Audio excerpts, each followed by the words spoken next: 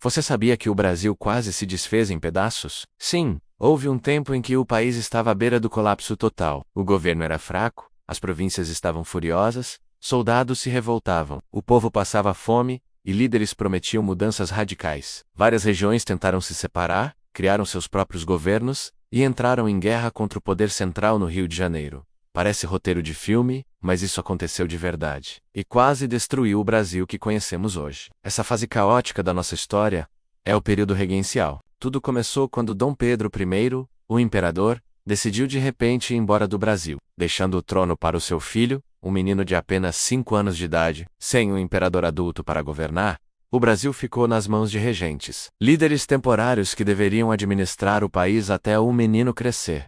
E foi aí que o caos se instalou. Pense comigo. O Brasil era um país recém-independente, enorme, difícil de controlar, com uma desigualdade social absurda. Muitas regiões, as chamadas províncias, se sentiam abandonadas, exploradas e sem voz nenhuma nas decisões do governo. Cada lugar tinha seus próprios problemas, e quando o poder central enfraqueceu, esses problemas viraram revoltas violentas. E não foi só uma ou duas, não. Foram várias, acontecendo quase ao mesmo tempo. Conflitos sangrentos, guerras internas, disputas entre ricos e pobres, entre o governo e a população. O Brasil quase se fragmentou. Para entender esse período, a gente precisa imaginar um país jovem, tentando se organizar, mas sem experiência, sem uma estrutura forte, e com brigas políticas por todos os lados. Alguns políticos defendiam mais autonomia para as províncias, um modelo mais federalista, outros queriam um governo forte, centralizado no Rio de Janeiro. E no meio de tudo isso, o povo comum, a grande maioria da população, sofria com a pobreza, a falta de comida e o completo abandono. Esse cenário se tornou um barril de pólvora, e as explosões populares não demoraram a acontecer. Uma das revoltas mais brutais aconteceu lá no norte, na província do Gropera, que hoje inclui os estados do Pará, Amazonas e outros. Ela ficou conhecida como cabanagem. O nome vem das cabanas simples, de barro e palha, onde morava a população mais pobre da região: indígenas, negros, mestiços, ribeirinhos, gente que vivia completamente à margem da sociedade, esquecida pelas autoridades e explorada por uma pequena elite local. Eles estavam cansados de serem ignorados, de viver na miséria enquanto uma minoria controlava tudo. A revolta começou por disputas políticas entre as elites, mas rapidamente se transformou numa imensa guerra popular. Os cabanos, como eram chamados os rebeldes, tomaram a capital, Belém, e chegaram a governar a província. Foi uma das raras vezes na história do Brasil em que o povo pobre de fato assumiu o poder. Mas a reação do governo central foi terrível. Tropas imperiais foram enviadas com a ordem de esmagar a revolta a qualquer custo.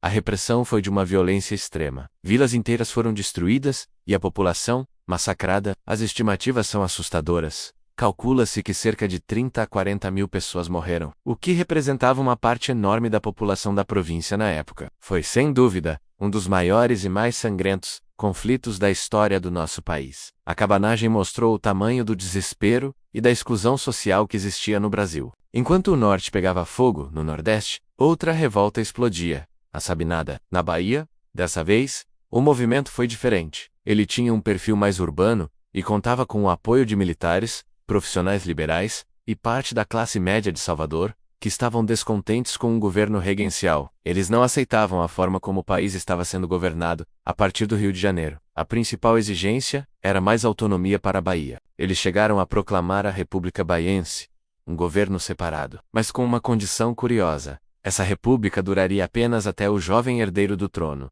Dom Pedro de Alcântara, atingir a maioridade e poder assumir o governo. Parecia um plano bem organizado, mas também terminou em guerra. O governo central não aceitou a separação, nem que fosse temporária, e enviou forças para retomar o controle de Salvador. Depois de meses de cerco e combates violentos nas ruas da cidade, a revolta foi sufocada. Muitos de seus líderes foram presos, mortos em combate ou exilados. A Sabinada foi mais um sinal claro de que as províncias não estavam dispostas a aceitar passivamente as ordens que vinham de longe. E os conflitos não pararam por aí. Mais ao lado, no Maranhão, surgia outra grande explosão popular, a Balaiada. Esse movimento foi complexo e começou por causa de disputas políticas locais entre grupos poderosos, os chamados bem-te-vis e cabanos, que não tinham relação com a cabanagem do Pará. Mas essa briga de elite logo saiu do controle e ganhou um forte apoio popular. Escravizados fugidos que formaram quilombos, Vaqueiros, artesãos e trabalhadores rurais pobres se juntaram à revolta, cansados da crise econômica, da fome e dos abusos das autoridades. O nome Balaiada vem de um de seus líderes, Manuel Francisco dos Anjos Ferreira, um fabricante de balaios. Foi uma mistura de revolta social com guerra política. Em seu auge, os rebeldes chegaram a controlar uma parte significativa da província. Mas, mais uma vez, a resposta do governo imperial foi pesada. Tropas experientes lideradas por Luiz Alves de Lima e Silva, o futuro Duque de Caxias, foram enviadas para pacificar a região. A repressão foi dura, e o movimento foi derrotado depois de muita luta e violência. E então, veio a mais longa, e talvez a mais famosa, de todas as revoltas regenciais, a Revolução Farroupilha. No sul do país, na província de São Pedro do Rio Grande do Sul, essa foi diferente das outras. Ela durou quase 10 anos, do 1835 a 1845. Os líderes não eram, em sua maioria, populares desesperados. Eram estancieiros, grandes fazendeiros e militares da elite local, que estavam muito insatisfeitos com os altos impostos cobrados pelo governo central sobre o charque, a carne seca, que era o principal produto da economia gaúcha. Eles sentiam que o sul pagava muitos impostos e recebia poucos benefícios em troca. A revolta se transformou em uma guerra de separação. Os farrapos, como ficaram conhecidos os rebeldes, proclamaram a República Rio-Grandense e chegaram a criar uma bandeira, uma moeda e um exército próprios. Foi, na prática, uma guerra civil entre o Sul e o restante do Brasil. Houve grandes batalhas, heróis como Bento Gonçalves e Giuseppe Garibaldi, alianças, traições e longas negociações. Em certo momento, os revoltosos até tentaram expandir o movimento para Santa Catarina, proclamando a República Juliana. No fim, depois de uma década de guerra, o conflito terminou com um acordo de paz. O governo imperial fez algumas concessões, como anistiar os líderes rebeldes e incorporar seus oficiais ao exército brasileiro. A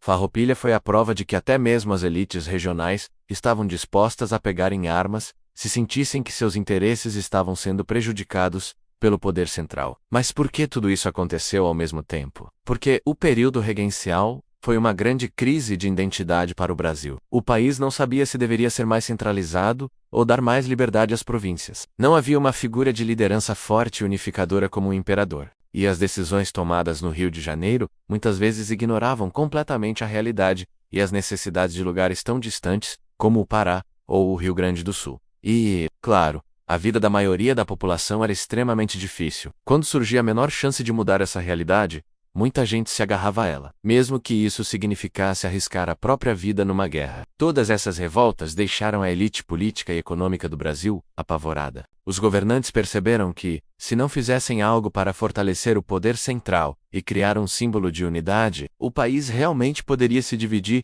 em várias nações menores, como aconteceu com a América Espanhola. E foi esse medo da fragmentação que levou a uma solução política drástica, que ficou conhecida como o golpe da maioridade. Em 1840, os políticos decidiram antecipar a maioridade do jovem herdeiro do trono. Dom Pedro de Alcântara tinha apenas 14 anos, mas foi declarado apto a governar e coroado como Dom Pedro II.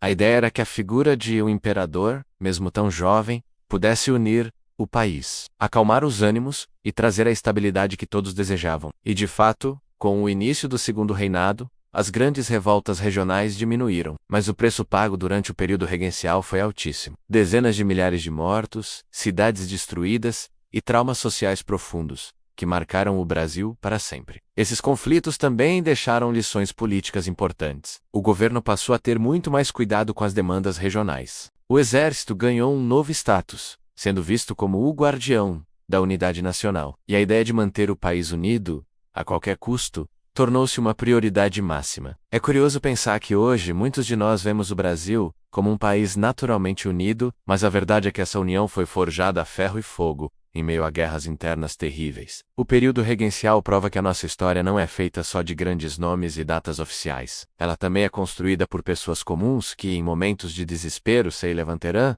lutaram e tentaram mudar seu destino. Mesmo derrotadas na maioria das vezes, essas revoltas deixaram um recado muito claro.